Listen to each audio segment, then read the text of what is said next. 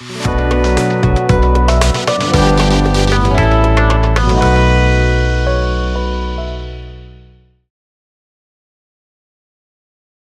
Prophet in Our Hearts, Reflections in Muslim Culture and Art. Author, editorial. 10 years after the incendiary publications of Charlie Hebdo set Europe ablaze with controversy, it is startling to witness a similar spectacle, this time not in Paris, but in Istanbul. A decade before Charlie Hebdo, there was Denmark's Jyllands-Posten in 2005. These episodes, spanning time and geography, share a common thread: attempts to mock and caricature the Prophet Muhammad under the guise of satire or, as they may defend it, l'art pour l'art, art for art's sake. But this was never truly about art. It wasn't in the 12th century when the West first began producing offensive imagery of the Prophet Muhammad, nor is it today. At least, it is never about art for the Muslims who are targeted by such depictions designed to wound, provoke, and stir hostility. For Muslims, art is intrinsically tied to purpose. It is not detached from meaning, nor is it a silly indulgence. Every act of a Muslim is ultimately linked to worship. Art, therefore, becomes an expression of devotion, of love, not hate, of praise, not ridicule, of beauty, not provocation. Indeed, among the loftiest subjects of Muslim artistic expression is the Prophet Muhammad himself.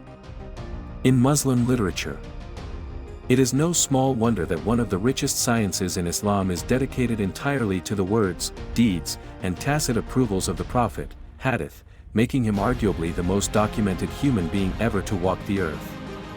Beyond the general collections, there is a special genre called Shamail, focusing on his physical and moral qualities. The celebrated Al-Shamail al-Muhammadiyya by Al-Tirmidhi is only one among many. Scholars such as al-Baghawi, Qa with Makran I, al-Sui, Ibn Kathir, and al-Qasalm also compiled works describing his noble traits. If this is not evidence of love, what is? Poetry, however, is perhaps the most profound literary avenue through which Muslims have expressed their affection. Even during his lifetime, companions like Asnbi, Thabit and Kabbi Malik composed verses in his praise and defense. There is scarcely an Arab Muslim poet who has not penned lines devoted to the Prophet. Beyond Arabic, virtually every Islamicate language boasts its own poetic tributes. An Arab poet once wrote, كتب الأنام لنا فكان قصيدة كنت البديع الفرد من أبياتها. Humanity was written for us as a poem. And you were the unique, matchless verse among its lines. From Turkish to Swahili, Somali to Malay, Persian to Hausa, these poetic outpourings are too numerous to count.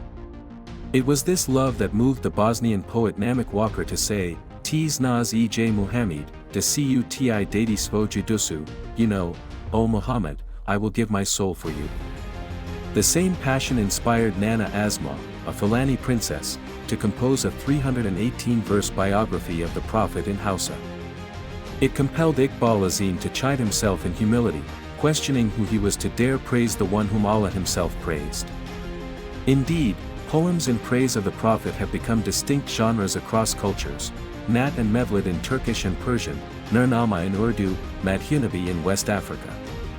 Yet even amid this love, the Prophet cautioned, do not exaggerate in praising me as the Christians exaggerated in praising the Son of Mary. Scholars have since echoed this warning against excess. Imagine, though, had such restraint not existed. Calligraphy. Calligraphy. With figural representations generally frowned at in Islam, Muslims turned to calligraphy to honor the Prophet. From geometric Kufic to flowing thulath, the Arabic script became a canvas for love. Perhaps the most exquisite manifestation is the Ilia, an Ottoman invention by Hafiz Osman in the 17th century. Unlike portraits that fix appearances, the Ilia invites contemplation by describing the Prophet's qualities in words, surrounded by ornaments. Floriography. In Islamicate cultures, especially Persian and Ottoman, the Prophet is often symbolized by the rose, the sultan of flowers. This motif flourishes in Ebru, Tazip and miniature painting, while poets have long employed the rose to convey their love for him. Naming, a lingering love. few names are as widespread as Muhammad. In some years, it is the most given boy's name even in non-Muslim lands like the UK. In Turkey, Mehmet is the most given name. This usage arose from a tender hesitation to utter Muhammad directly, out of fear of disrespect. In parts of West Africa, families name all their sons Muhammad, distinguishing them as all, first, Thani, second, Thalith, third, and so on.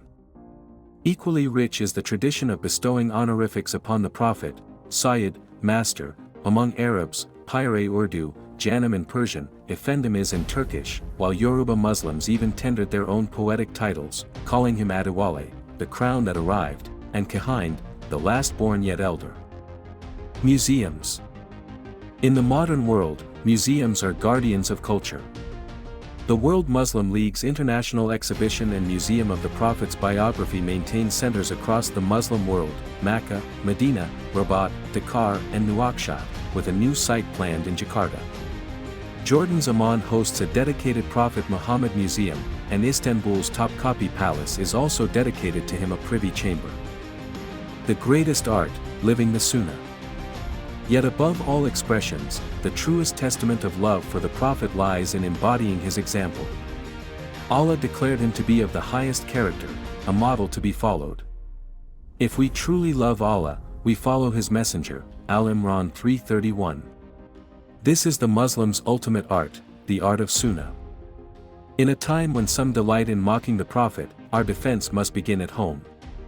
We must teach ourselves and our children to view the world through his compassionate lens. We must study his life, celebrate his status in our hearts, and let that reverence shape our actions. This is how we draw the Prophet, not on paper, but in our hearts. May Allah's peace and blessings be upon him.